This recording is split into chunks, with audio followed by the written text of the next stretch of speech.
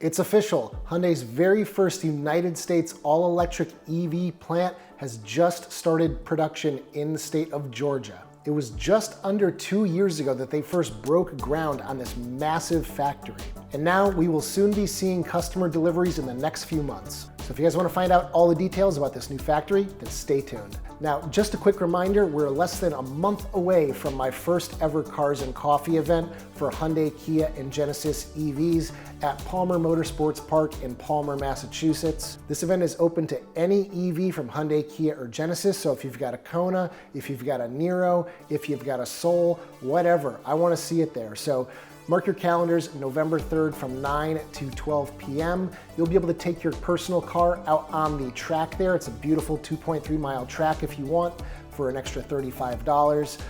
Bring your family, bring your dogs. It's gonna be a good time. There's gonna be raffles, free donuts and coffee. I'm gonna be giving away some of my accessories for free. So if you guys wanna talk shop, show off your cars, enjoy some donuts, then make sure you stop by Palmer Motorsports Park on November 3rd from 9 to 12. There's a Facebook event link in the description where you can RSVP. There's already over 20 people coming. Hey everybody, it's the Ioniq guy. If this is your first time to the channel, welcome. I'm Corbin. I cover all things Hyundai, Kia, and Genesis EV related. This is one I've been waiting for a long time. So as most of you already know, the Hyundai Ioniq 5 has been built in Korea for the United States market for the past 2.5, almost 3 years now. And to comply with new law for the federal tax credits, they have to be built in the United States using materials from certain countries. Unfortunately, they're only going to be meeting half of this criteria for now. That is going to be the final assembly within the United States. The critical materials for the batteries still aren't able to be entirely sourced from the proper countries, but they are building battery plants in the United States in cooperation with SK On.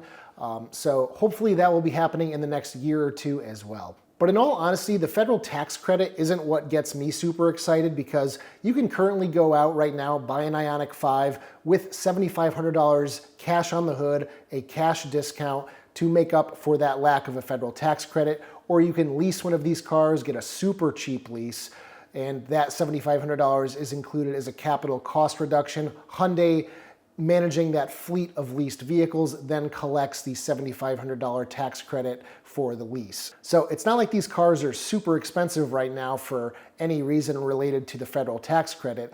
I'm excited for the fact that building them in the United States should hopefully lower the cost for them in general. Now, granted, they have a lot of capital to make up for the billions and billions of dollars they've put into building this plant, but I think that Hyundai is in a really good position right now where they are one of the EV leaders in the United States. Their sales have been really well, at least for the Ioniq 5. September Ioniq 6 sales were dismal, 64% drop compared to last September, so that's unfortunate, but the Ioniq 5 is still crushing it. Kia is also doing fantastic with EV9 sales. It's now basically selling just as many EV9s as it does EV6, so it is eating into that larger full-size SUV market share in the United States that really hasn't been satisfied up until this point, at least in this price range. And that sister car to the EV9, the Ioniq 9 full-size SUV, will be coming out later this year. That is supposedly going to be revealed at the LA Auto Show.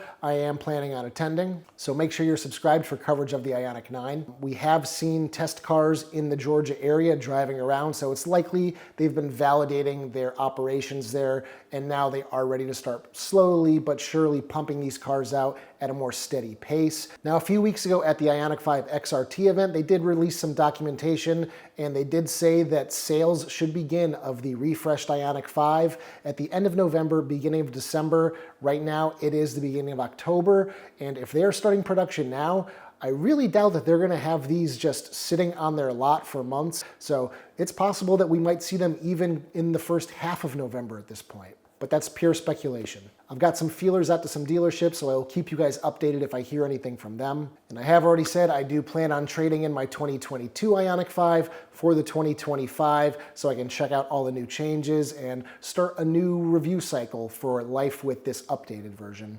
This updated version brings all sorts of changes, including a larger battery pack, new software, rear windshield wiper, wireless Android Auto, as well as Apple CarPlay, among many other things. I, for one, am super excited about the 2025 because I think it takes an already awesome car and just kicks it up to 11. So I really want to see Hyundai sell a lot of these refreshed Ioniq 5s.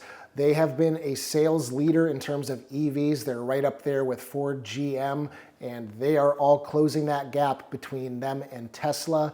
Tesla's market share continues to fall while all of theirs continues to rise, and it's only going to get greater as more models are released over the next few years. Hyundai is planning a more public-focused event for the Metaplant in Georgia sometime early next year, and I'm going to try and get to that event when it does happen. I do want to hopefully get a tour of it so I can show you guys what production looks like there.